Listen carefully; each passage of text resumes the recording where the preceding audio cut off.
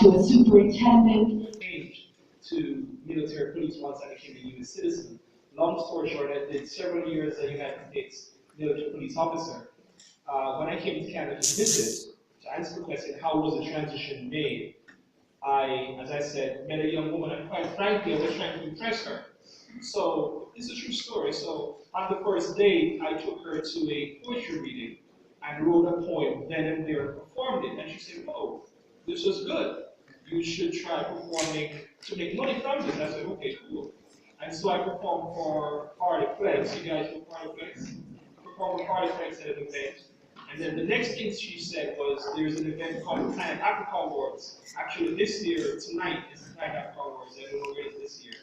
Long story short, I went to that. It's put on by Planet Africa magazine. They gave me a copy of their magazine, and I read the magazine. I saw several errors in the magazine. And so I sent them an email saying, "Listen, I read your magazine. These are the errors. This is what it says. This is what it should be." And that's something I do to this day. Anything I read, I look for errors. Because invariably, believe me, there are usually errors. So I saw that. I sent them an email. They said, "Thank you, we have an editorial team." 3 months later, they sent me another email to say, "Would you like to come edit for us?" And that began my journey into writing and editing. That opportunity led into other opportunities. That magazine opened up into other magazines, into other gigs. That led me to motivational speaking. And so one thing led into the other. Once I opened myself to this new path, I made the decision that this was what I was going to do. Because coming to Canada, there was no way going to do policing in Canada. Policing in Canada is very different from policing in the United States. Canada is a much gentler place than where I'm from, a city called Baltimore, Maryland. And I didn't want to do that anymore anyway. So that is how I fell into quite literally writing and editing professionally and for a living.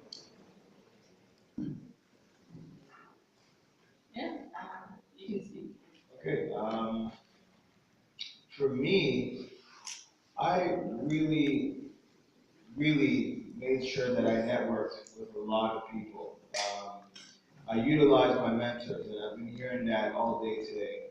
Looking for a mentor, making sure that you speak to the right people, because it's really important, especially in the industry that I'm in. It's really on who you know. Um, it doesn't matter how many credentials you have. Sometimes it's really on who you know.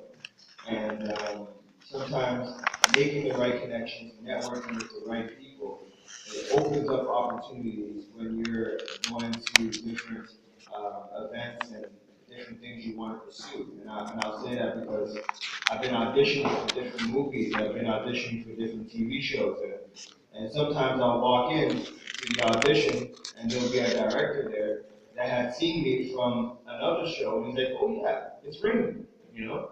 And it just makes the process even easier because now I'm comfortable and I know I got a better chance of getting a gig now because of that. And never burn your bridges. You know, always be polite to people. Always speak to people with respect. Understand that you don't know if you're going to see this person again down the road.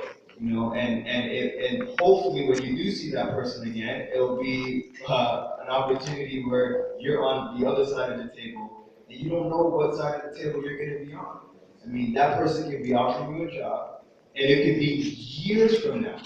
And I'll say this because I went to high school with an individual, and he used to get picked on a lot. And I never picked on him. You know, I used to see it sometimes, and I never was involved. But this guy now is like a head manager at this big corporation called Honda. And I remember going in there for an interview about a couple years ago, and he was there, and I was like, "Oh my gosh, Julian." And he's like, "Raymond?" And he looked different. He didn't look like a nerd like that anymore, but it was like now he's a boss and he's calling the shots, and I'm on the other side of the table trying to get a job from him. So you just don't know, right? You don't know, and it's really important that you network and open up the opportunities for other things in life. Always be friendly, always be kind. I actually really understand that. I remember many years ago, I think I was still going to university in the evening and working full time. And I was just doing administrative work at the time. and we had a temp come in, and I did not like her. I really did. I'll speak the truth. I just did not like her. And for some reason, she really clung to me, though. She just sought me out at every opportunity. And I'm like, why is she on me all the time? But I still treated her nicely because I'm still a Christian, and so I treated her nicely. But I was happy when she left the organization. Lo and behold, maybe about a year later, she called me, and she was with a company called Lucent Technologies. Lucent Technologies. And she said, you know, they have an opening here. Are you interested? I work for the president of the organization.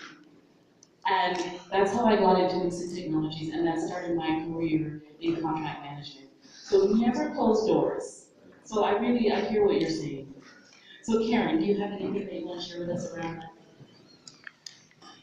I'd just like to talk about the importance of assessing what you love to do and what you're good at. There is nothing like waking up to go to work every day and looking forward to getting there. I work with people who are arrested, and I actually look forward to getting up, going in, helping them resolve their matters, and hopefully learn something from their experiences. And one of the reasons why it took me so long to settle into my career, I guess the trajectory through consulting all the way to law, is that I always wanted to do something that I loved. I actually started off by writing out all the characteristics of my perfect job and then looking to see what were the jobs that matched that. And I'm very good at research. I love research. I love dealing with people. I love the teaching aspect. And I put them all together, did my research, and consulting was something that came out of it. You have to do a lot of legwork before you decide on a career. I hear a lot of people say, I'm going to go into nursing because my mother is in nursing. I'm going to go into business because my dad is a businessman. But I think you very much have to personalize that career search to what you love to do and what your passion is.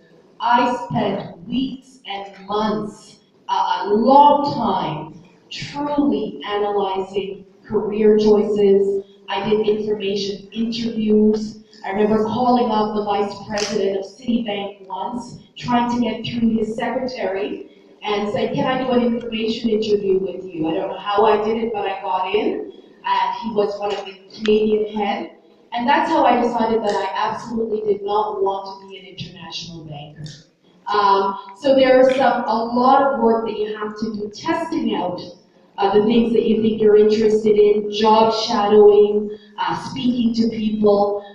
Don't take it lightly in terms of choosing a career path, and know that it takes a while to figure it out and put in the legwork to figure it out. So when you choose something, you're confident that that's what you want to do. See a lot of people going to courses in college and university, and after the first year said, this is not what I thought it was going to be.